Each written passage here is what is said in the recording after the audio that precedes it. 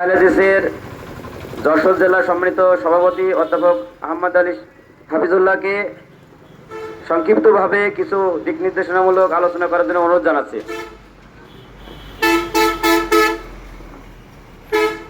আলহামদুলিল্লাহ ওয়াহদা ওয়াসসালাতু ওয়াসসালামু আলা মান লা নাবিয়্যা বা'দা।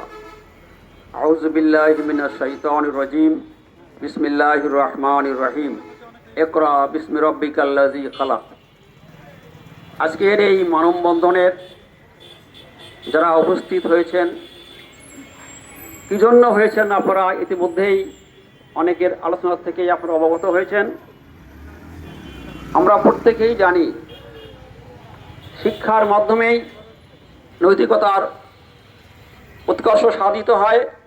শিক্ষার মাধ্যমেই জ্ঞানের আলোয় উজ্জীবিত হয়ে সত্যিকার অর্থে দেশ এবং জাতিকে গঠন পরিচালনার জন্য বিশেষভাবে ভূমিকা রাখতে সক্ষম হয়।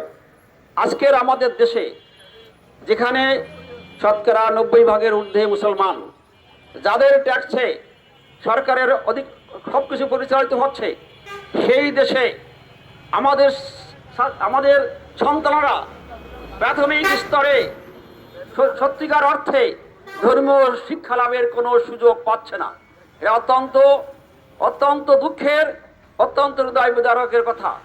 আমরা দ্ব্যর্থহীন কণ্ঠে বলতে চাই, আজকের চারিপাশে যে অনিয়ম দুর্নীতি চলছে, যে অন্যায় অত্যাচার অবিচার চলছে, আজকে দেশ থেকে হাজার হাজার কোটি টাকা বিদেশে পাচার হচ্ছে, মানুষকে আজকে নির্যাতন নির্জুলুমের শিকার হতে হচ্ছে, একমাত্র কারণ হচ্ছে ধর্মীয় মূল্যবোধ, নৈতিক মূল্যবোধের অভাব। এমনভাবে নৈতিকতা অবক্ষয় ঘটেছে, একমাত্র কারণ হচ্ছে ধর্মীয় শিক্ষার অভাব। আজকে দেখেন আমাদের দেশেও বৃদ্ধাশ্রম তৈরি হয়েছে, সেই বৃদ্ধাশ্রমে যারা থাকছে তাদের অধিকাংশ সন্তানরা ধর্মীয় শিক্ষা তারা থেকে অনেক পিছিয়ে আছে, যার কারণে এইভাবে আমাদের মধ্যে সমাজের মধ্যে অনেক রকমের অনিয়ম অত্যাচার শুরু হয়ে গেছে। আমরা দৃঢ় বিশ্বাস করি আমাদের স্রষ্টায় যে নির্দেশ আছে যে আমাদের প্রত্যেককে ধর্মীয় শিক্ষা অর্জন করতে হবে। প্রত্যেক ধর্মে, খ্রিস্টান বলেন, ইহুদি বলেন, হিন্দু বলেন, সমস্ত ধর্মের কথাই হচ্ছে মানুষকে ধর্মীয় শিক্ষার মাধ্যমে নৈতিকতা সম্পর্কে সজাগ করা।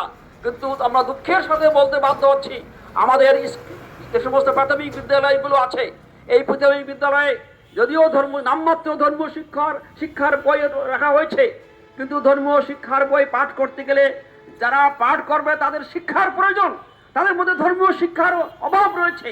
ধর্মীয় শিক্ষা যারা সম্পূর্ণভাবে অজ্ঞ, তাদের দ্বারা এই ধর্মীয় শিক্ষা দেওয়া হয়, তার মাধ্যমে ছেলেরা অনুপ্রাণিত হয় না, তার মধ্যে ছেলেদের মধ্যে ধর্মীয় মূল্যবোধ জাগ্রত হওয়ার কোনো রকম সুযোগ থাকে না। সেই জন্য আমরা অত্যন্ত দ্ব্যর্থহীন কণ্ঠে বলতে চাই, আমাদের কোমলমতি ছেলেদেরকে ধর্মীয় শিক্ষায় উদ্বুদ্ধ করতে গেলে, তাদেরকে সেইভাবে ধর্মীয় চেতনা নৈতিকতা বোধকে উদ্বুদ্ধ করতে গেলে প্রত্যেক স্কুলে, প্রত্যেক প্রাথমিক স্কুলে ধর্মীয় শিক্ষার জন্য যে পরিবেশ দরকার, বিশেষ করে ধর্মীয় শিক্ষক ছাড়া ধর্মীয় শিক্ষার উন্নয়ন সম্ভবপর নয়। সেজন্য আমাদের বিশেষভাবে উদাত্ত আহ্বান থাকবে, আসুন আজকের এই দুর্নীতিগ্রস্ত সমাজকে উদ্ধার করতে গেলে, আজকের মানুষের মধ্যে যে নৈতিকতা অবক্ষয় দেখা দিয়েছে তার থেকে মানুষকে উত্তরণ করতে গেলে আজকের আমাদেরকে প্রাথমিক স্তরেই ছেলেদেরকে সেইভাবে ধর্মীয় মূল্যবোধ সম্পর্কে সজাগ করতে হবে, সচেতন করতে হবে। যদি আমাদের চেয়ারম্যান সাহেব বলেছেন ভিত যদি মজবুত হয় তাহলে উপরেই কিন্তু সব কিছু সম্ভব হয়। আমাদের ভিত দুর্বল, এই নড়বড়ে ভিত্তে উপরে যে যা কিছু করছে তা স্থায়ী হচ্ছে না। এই জন্য আমাদের বিশেষভাবে জোরালো দাবি থাকবে আমাদের সরকারের কাছে যে ইতিপূর্বে বিগত সরকার যেভাবে ইসলামকে নিয়ে তছনছ করেছে, এমনকি কলেজ পর্যন্ত আমরা দেখেছি যেখানে ধর্মীয় শিক্ষার বিষয় রয়েছে, সেই ধর্মীয় শিক্ষাগুলো কিভাবে বন্ধ করে দেওয়া কৌশলে সেখানে ধর্মীয় শিক্ষার আপনার সাবজেক্ট অনুমোদন দেওয়া বন্ধ করা হয়েছিল। এমনকি ইসলামের ইতিহাস প্রথমে ইসলাম লেখা আছে, এই জন্য কলেজ ইসলামের বিষয়কে অনুমোদন দেওয়া হতো না। আজকে আল্লাহ রাব্বুল আলামিন আমাদের সমস্ত থেকে মুক্ত করেছে।